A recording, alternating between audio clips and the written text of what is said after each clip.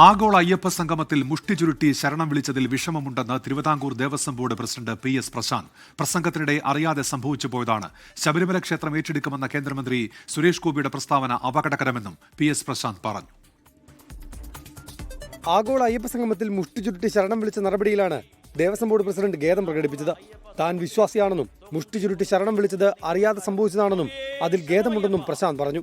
അറിഞ്ഞുകൊണ്ട് ഞാൻ ചെയ്തതല്ല, അറിയാനെ എങ്ങാനും ഒരു കൈ മുങ്ങി അതൊരു സ്ക്രീൻഷോട്ടായി പ്രചരിക്കപ്പെടുന്നുണ്ട്. പക്ഷെ അതിൽ പോലും എനിക്ക് വിഷമമുണ്ട്, കാരണം അത് കാണുമ്പോൾ പോലും എനിക്ക് വിഷമമുണ്ട്. ശബരിമല കേന്ദ്ര സർക്കാർ ഏറ്റെടുക്കുമെന്ന സുരേഷ് ഗോപിയുടെ പ്രസ്താവന അപകടകരം. അങ്ങനെ ഒരു ഒറ്റയടിക്കൊരു തിരുവിതാംകൂർ ദേവസ്വം ബോർഡിലെ ക്ഷേത്രങ്ങളെയും അവിടുത്തെ ജീവനക്കാരെയും ആശങ്കയിലാക്കുന്ന തരത്തിലുള്ള ഒരു വാചകമായി പോയി അത്. പന്തളത്തെ ബദൽ സംഗമത്തിൽ നടന്നത് അധിക്ഷേപ പരാമർശങ്ങളെന്നും വിമർശനം.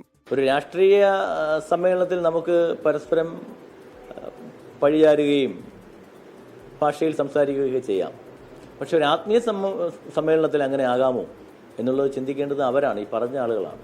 അയ്യപ്പ സംഘവുമായി ബന്ധപ്പെട്ടുള്ള വരവ് ചെലവ് കണക്കുകൾ കോടതിയെ അറിയിക്കുമെന്നും PS പ്രശാന്ത് വ്യക്തമാക്കി. 24 തിരുവനന്തപുരം. ലോകത്തെവിടെയായാലും ഏത് സമയത്തും 24 വാർത്തകളും ഓഗ്മെന്റഡ് റിയാലിറ്റി പാക്കേജുകളും എക്സ്പ്ലെയിനറുകളും വിശദമായി കാണാൻ ഞങ്ങളുടെ YouTube ചാനൽ നിങ്ങൾക്ക് സബ്സ്ക്രൈബ് ചെയ്യാം.